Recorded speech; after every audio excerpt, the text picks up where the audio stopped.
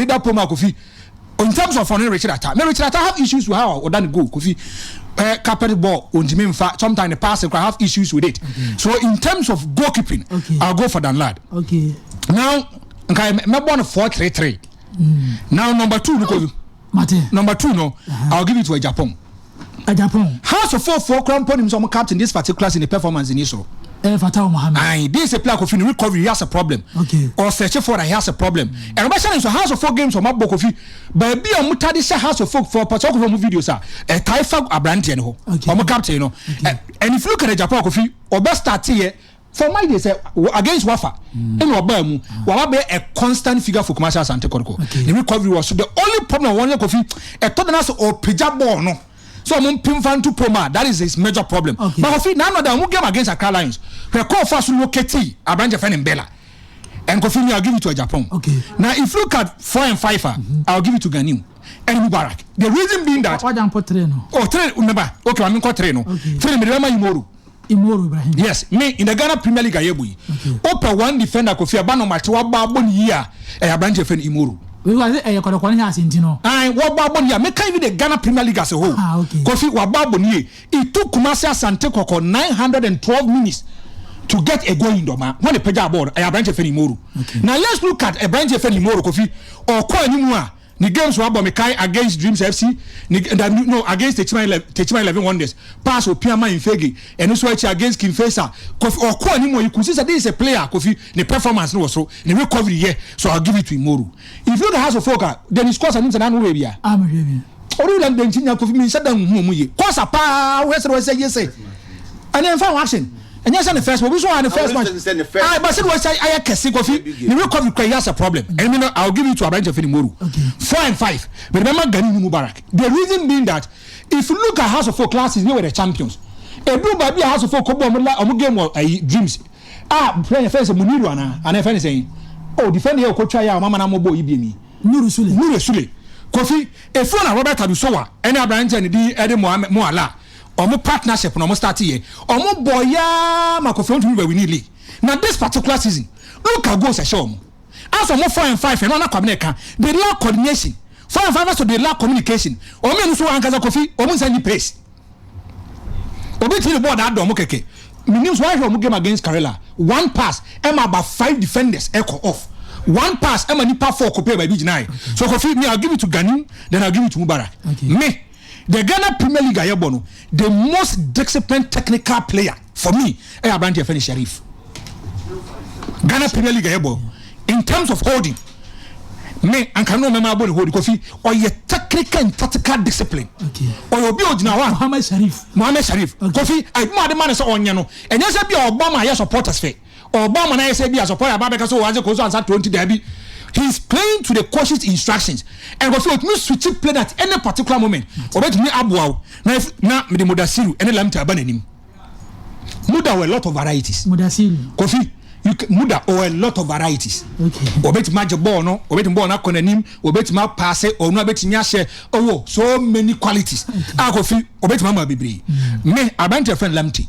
Me say nipa ba ko ma me ko Kumasi Asante Kotoko game Asante FM lamti. Okay. Kofi odina ball no so a or Jabon so is swag or born a ball or pass or sankita unannounced bullet. Okay. And to the poem never bounce to confidence a pa now bonnet the poem. Now anymore me Ghana Premier League ayeboy. One striker have a lot of respect for your branch of in Figi. The work rate. Okay. Kofi play out me 90 minutes striker or 90 minutes day in day out. We call me fast to sack it back the ball. Strike and anybody so be called no call Lusuboa or to make it also not quite a bono. A typical example was against Mediama. We call fast one cast on one cast a J bono. And making sure for the bono and you saw one cast not gain a place bono. Against a Biana Stars, we call fast to jump pico with me a go. And if you look at games of Mama Kofi, technically me he's one of the best strikers for me. Okay. And Bella don't win any introduction. Okay. Into Bella for the two Cameroonians. Aye, and Bella. Okay. House of Folk, the only player maybe I can make case for. Aya free bani anka sale fudi Maria nyam prayer dia free bani kadi Maria nyam prayer dia ona anka den bebam na je kopon kra nsum kamna we dia mane ona nya ne dia no di Maria on prayer ona anka den bebam ba ko fudi Maria no we prayer and this can game won't mean finish him says age oba be bobi ti ko fi media me hwe mu nyina no I'll give Kumasi Asante Kotoko 10 players. What? 10. Kotoko 10. No, Mama House of Folk 1. Kotoko 10 has 1. Aye, because say Kotoko. Mpa me bonya nse nyame adma sande o menya lakasa. Jaka de jamanya ko. Aye. Asen. Franco my Danlad a Japan Imoro combination of Gani Uni Mubarak, Sharif Mudasiru Lamte, Mbella Infege Efriye Banye. Asen. Kovi. Aha, komba chama kan na mo yadwuma ye bende sa. Oba maintain nka. Yes ba Asante man wa mo yadwuma. Oba maintain nka. Ana wate nka wa. Chama onya na maintain nka. Okay. Aye. Kovi. Bra. Me share me media no. Aha. Me number 1 no, media ma than lad. Okay. Because Kovi over Accra no go order when the progression from under 17 up to this stage Kovi. Accra no a bright future pa. Okay. Or bright future. And me number 2 ponim. Okay. Right full back. Number 2. Be na abono. Aye. Okay. Jose o my player. Obi atimi watch not even Pep Guardiola because o na wo. Me wo akokari. Ambo 2 and 3. 2 and 3. Akutku. O so bana kana say. 2 and 3. Kofi. Na tactical man. Ekwan na ho. Matias Ebra. O the board me fine. Obi atimi tako. Fanga wango. Matias ye. My bro. Ai. Sisi player ba kwa. We improve me. Pa. Augustine Japan. Okay. Me share house too na. On say China so no na boa na fatawa. But me compare to na Kovi. Me the two no right back no ma Augustine Japan. Okay. Share ni defensive battle sade bia no onya ne dia owini a osoro ne. Na o share ne passes so a or support attack so a Kovi or more options up front. Okay.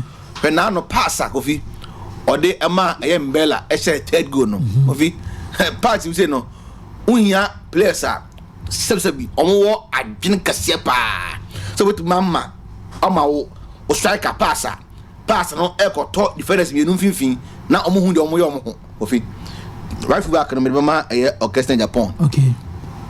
Left full back me de ama Imoro Ibrahim. Okay. As left full back. Okay. Ono how many know why nakoma onye nakoma hoduma. Okay. Na onye discipline onimbo pa. But ya na etoda na o ma nakoma kosoro. Na no say card ya okodi. It was unnecessary. Na ehu nya kura. O how team no kase pa. But ball na de go fi onimbo pa. Okay. O when the set pieces the second rounds or year recoveries are superb. Left full back Imoro Ibrahim. 4 and 5 Ganiu. Okay. Kotoko captain. Na me di Muhammad Alasa aka no ho. Mo ala. Yes. Me 4 and 5 no. Okay. Ma fa Ganiu and Muhammad Alasa of House of Folk. Ofi holding. Holding na ke say I didn't come me. Okay. Anya izo. Okay. Holding na dem me pa. Because you see am oko house you see players omo bo holding. Se bia offer bia Salem offer se bia Usha Obu emabo maun ofi omo nyina no Sharif ebiti esa omo nyina ho mame ofi mi holding no me the Sharif ene bo holding. Okay. Ona me bo holding no. Okay. Because who say na so emre pa. Okay. Na so emre o ka sa nchana uti mame kase pa ndio Sharif ebo holding no. Na me call right side of attack. Right wing forward. Number 7. I want to make the free banya be show. Okay, banya. Yes. Me dey share right side of attack no. Okay. Forward one, right one. 7 one me dey free but I go banya no o pace more. They be what try say obey you soon athletic nature no. Ne competitor Kotoko ya hwan ya. Kotoko see say the ball on flanks near a fan say Yardik. Okay. I sign Sadio Man. See on the ball. Okay. What say? Okay. Sam I want to call and Okay. Of late there. Yardik na ball. Man you have a show. Okay. Because Banya no every time I'm options beer. A better I'm saying Sadio Man. Okay. Yes. It will be man you have a share 7 ho. So on your home. Okay. Number about 8. 8 hono. That is midfield direct hono. Hono. Me here player. Go fin ho ding. Box to box. Okay. Obeti ma ben 18 mois. obetimi di na ho de wuram ama me okay also me hwe na me da bi a follow on Mudasiru okay it me bo a year Sharif 6 a mo bo Muda 8 okay 2 no be fa Matias afei 9 10 okay 9 10 hono okay ofi me bo the 2 Cameroonians okay Mbella Mbella okay 2 no me bo me no ho na me push Richmond Lamptey okay I was left side of attack okay it be bo banier e wo 7 ho a na ma bo Lamptey e wo 11 ho no okay na ma throw in fair game Bella or out front okay defenders o me wukra sebi almost why she more okay because say oh Lamptey na ono no o tinka information be oh Franco bo for we say make man bo 442 okay make man bo 433 442 a golden boy Razak formation pa what I say make man bo 433 make man bo 442 okay amana fa ni nyina e be fa Matias this guy dey here akase pa na say me wo attackers me no a omo ye tormentors omo tete more the pedis no Kotoko nya 9 players 9 has near 2 has 2 mo ala sa me pen because Ubarak na Kofi all those ne events and Ganu bono Ubarak no last sakra e no mame it ho no me pe mo alasa e ho so no ne Ganu me bo 4 and 5 no okay ana me dey afrie banian so abehye number 7 ho no it minya 9 for Kotoko na me 2 has asoso Kwabra na so the sports architect the bet to us so wabra me dey na Asiama Valley View University Kumasi campus so me kan cho say eni no ma start mature exams no requirements 25 years and above other programs some year BSc in nursing regular and after weekend mode weekends no 4 days and then Sundays Bachelor of Education no sandwich and after regular mode so and a Bachelor of Business Administration no distance and after regular Master of Education programs no distance Sounds a Master of Business Administration programs no distance. Now was me can say diploma regular programs no as in business studies, diploma in management studies no dia busumi mu no or master den. Etimi so Valley View University Kumasi campus and Ayrton Nsa edia for no. For further information, obetima for telephone numbers we 0547 211 281 0547 211 281 and 0591 763 437. The sports architect. Uber formation by me use 433. Uber 433. Yes. Okay. And the goalkeeper me fano. Between Richard Atta and then Danlad Ibrahim. Okay. You say Danlad had 7 games. Atta had 6. Clean sheet Omunina keep you 4. Okay. To clean sheet there goals conceded. Danlad conceded 4 goals. Okay. Richard Atta conceded 3 goals. So on this note, me goalkeeper me fan the other me pull me Richard Atta ahead of Danlad Ibrahim. Okay. In fact, Ofri Blasters by a crunch and my fan Richard Atta. Right back. The MMA fan between Augustine Japan and Fatau Mohammed. House of 4 now crowd can't say I feel so Comunia Augustine Japan team. And as a house for now, can I also say Fatau China Fatau is also maybe. In the eye, my father guessing in Japan. Okay. He has been very solid since Obem for team of friends Asante Kotoko. Okay. The left side, left back near between Imoro and William Denchi. Okay. But my father and I said Daniel Kosa. Dennis Kosa. Okay. But my father branch of friends Imoro. Okay. Because this is always Imoro the performance going forward. Any defending now, I think he's been better at the left side. Now my center pair no.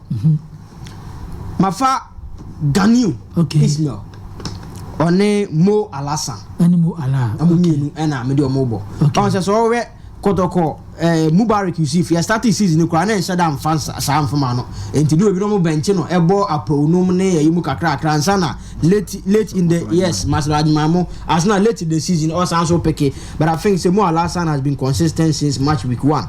It's Mefa Ganu, and Mohamed Alasan. Now to my triangular midfield. Triangular midfield. Yes. Okay. Midfielders from my arrange you in a triangular form. Okay. They are all as the base. They are all as my number 6. A branch of Sheriff Mohammed. Sheriff. Number 6, the most linear pe de obejina center backs anymore on follow ball bebre because na say so the ball na bebre na kwa ubeja space bebre ewo sa opposition ho and it was between Sheriff and Abu Ushao of House of Folk because Abu Ushao ne bosses ma has and Sheriff no so affiliate on so bosses ma Kotoko say Agadas so bosses Agadas so but say Agadas name what Kotoko kra no coach no ma Sheriff no ebo as so my first Sheriff as my number 6 number 8 between Mudasiru Salifu and Salim Adams of Accra Folk. So where these two players are Omoba with different profiles but at the same position. Muda remember the box to box or beko from one box to another. Defensive works Muda Bayama, offensive works or Bayama. But so where Salim didn't the drive no war the offensive duties. But defensively Salim a suspect. And between Salim ni Mudasiru, Mafa Mudasiru Salifu say ono and Ebom 8. Number 10 between Richard Lamptey and then Glasson Awaku. Awaku ba so folk performance with the Olympics I have for fast so far no buy no onyamo mo half kra say no born last year Olympics this season ka hwa no besabo ka half for no kofa ne ma enti manfa Awaku me fa Richard Lamptey enti me midfield three no Sheriff Mohammed Mudasiru and then Richard Lamptey. Now to my front three me front three no say ohwa kwan fa so say now on the left side no it was between Isaac Mensah and then Mfege.